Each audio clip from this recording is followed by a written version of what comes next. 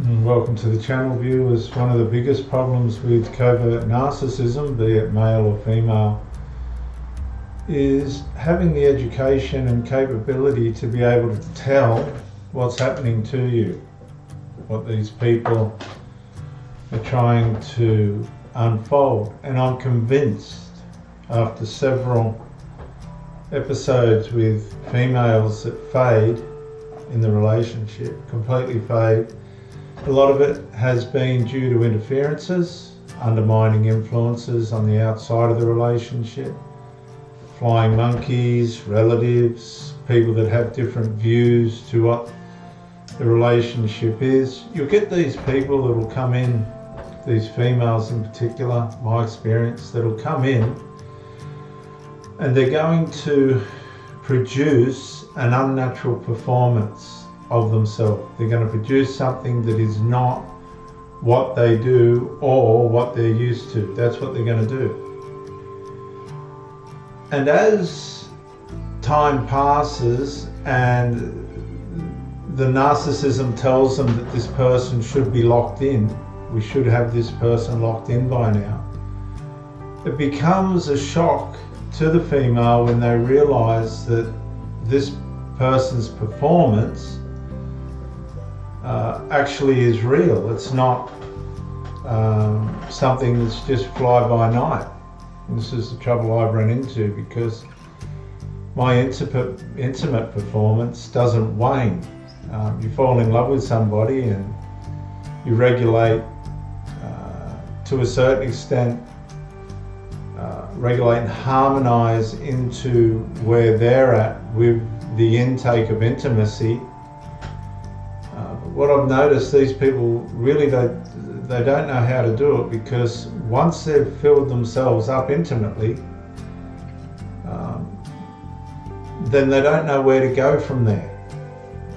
So what they try and do is condition you, demasculinize you and condition you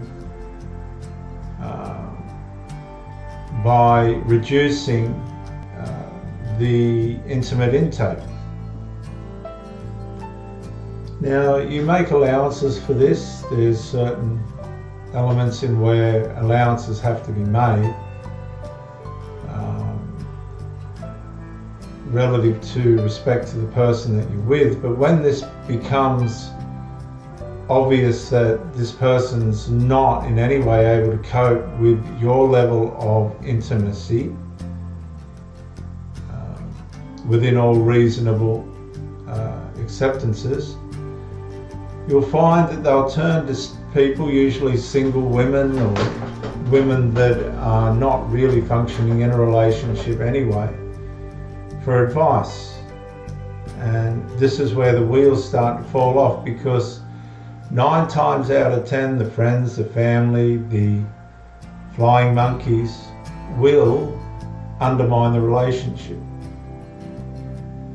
And bit by bit, the person that's struggling within the relationship, be it the male or the female, will use these people and their opinions, because their opinions will align with the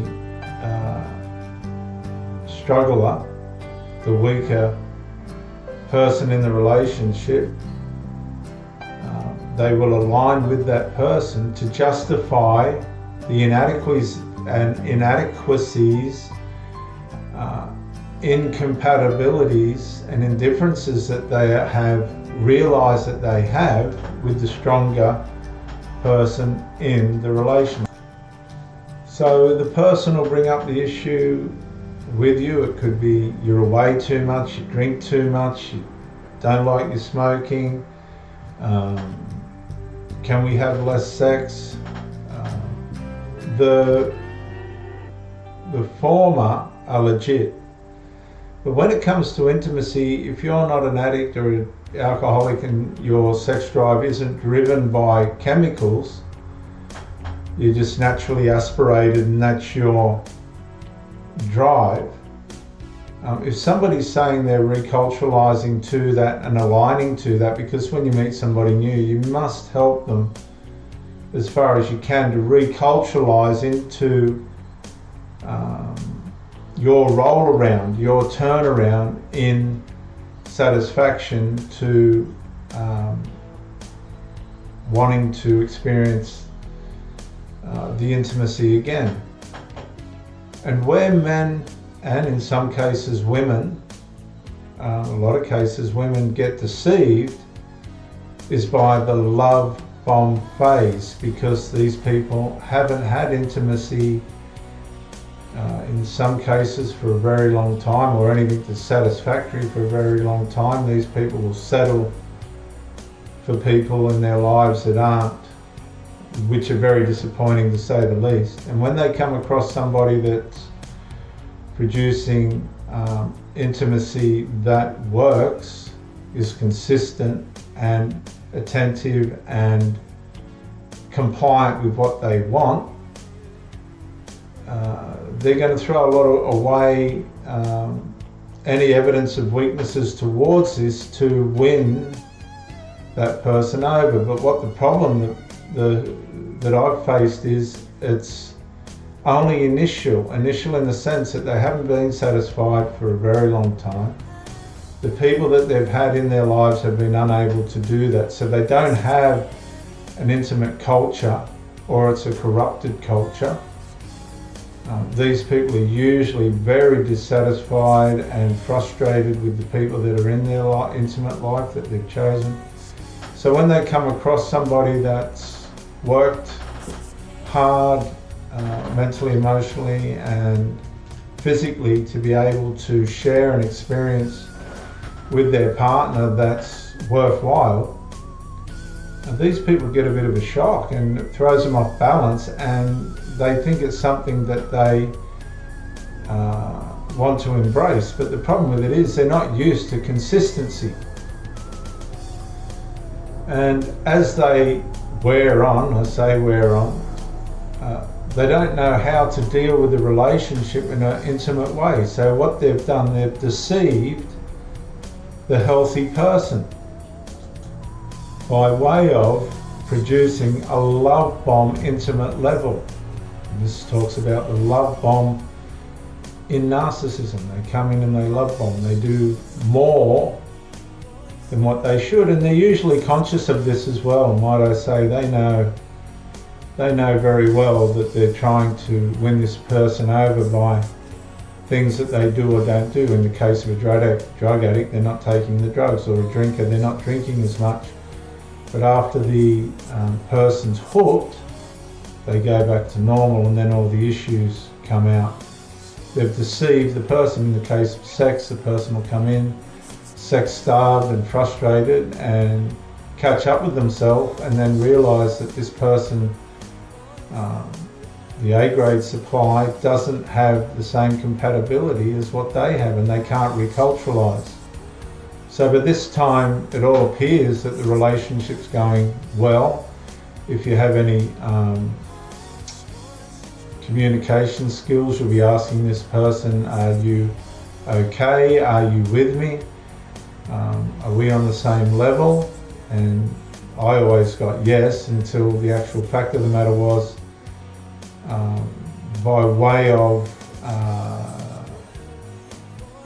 them being unable to hide the difficulties that they were having with the consistency,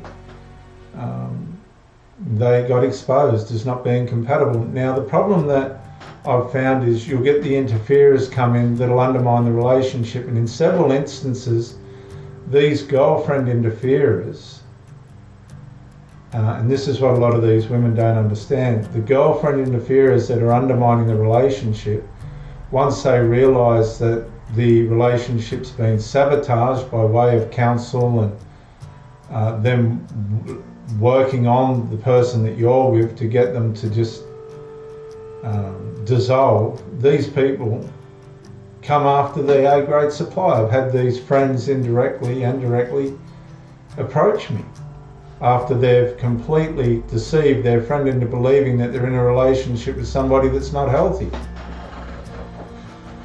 Because friends get jealous, friends and relatives get jealous of people who are experiencing something satisfactory, because the people that they've been with have been unable to produce that. And people get envious and jealous, and they will try and deconstruct that relationship.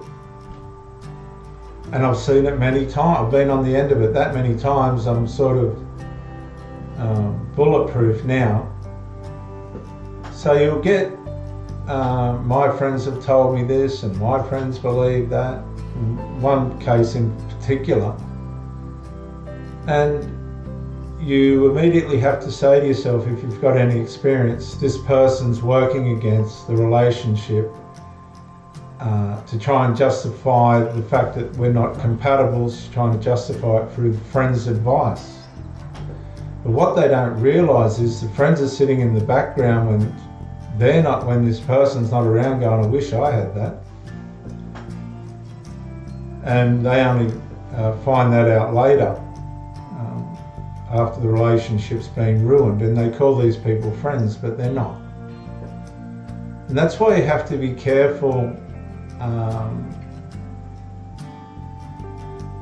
who you listen to and what counsel you're getting. Is it biased? Is it unbiased? Or just be honest with yourself and say, this person's too much for me. Because I've had these women say, no, I'm right, yeah, this is good, I love it. And then all of a sudden they pull the wool out from underneath you, and you just get to the point where you go, I'm not playing games with this, we're not compatible, be best you go. And 9 out of 10 of these women end up on their own. They might have a fling, and they realise they're back in the land of the wolves where people don't perform, and they just throw the towel in and end up on their own. Dissatisfied, unsatisfied, in regret, wondering what caused them to undermine a relationship with somebody that really cared. Give, take, cared and shared, was always there, they never had to worry, and was intimately functioning. And that's how narcissism works. The narc counsels the narc to end up devaluing the relationship and putting themselves in a discard situation. As a man, you've got to be able to recognize this when this person starts to fail, when this person starts to deteriorate, and the real person's coming out. You have to act fast and realize this person is not compatible, they're not going to make it. Be considerate and have dignity and let them go, because these people will turn into trouble because they're unable to sustain the level in which you're living at. And they'll say all the right things, but underneath they're falling apart, and eventually they'll justify themselves one way or another down the road and have to get out anyway. You'll hear these people, you'll meet them, and they'll say, all I want's a good, decent, healthy, give, take, care and share relationship, which includes intimacy. And then the tune will change. The tune will change once they're topped up. Now, when I say topped up, they've chosen to be intimate at a level in which they can't cope with after they've been satisfied for 2, 3, 4, 5, 6 months, and the wheels fall off. As a man or a woman, you have to realise that this person's not only deceived themselves, they've deceived you, and walk away. Let them go. Realise that they're a nice person and all the rest of it. They're deceptive, but they're still a nice person, and let them go back to the world which they come from before you come along. See if they'll find someone that'll hold them every night and caress them and love them, make love to them, which 9 times out of 10 they never find again. They live in regret, they look back. You cannot take away the memories of someone that's genuinely been intimate and loving to you in a way in which they have shown no fault. But unfortunately, interferers, flying monkeys, wrong counsel, wrong perspectives ruin many wonderful relationships. And whether you're a man or a woman, whatever your situation is, if this is happening to you, tell that person there's indifference, they're not compatible. show them the dignity that they deserve, let them go, walk away, and don't go back.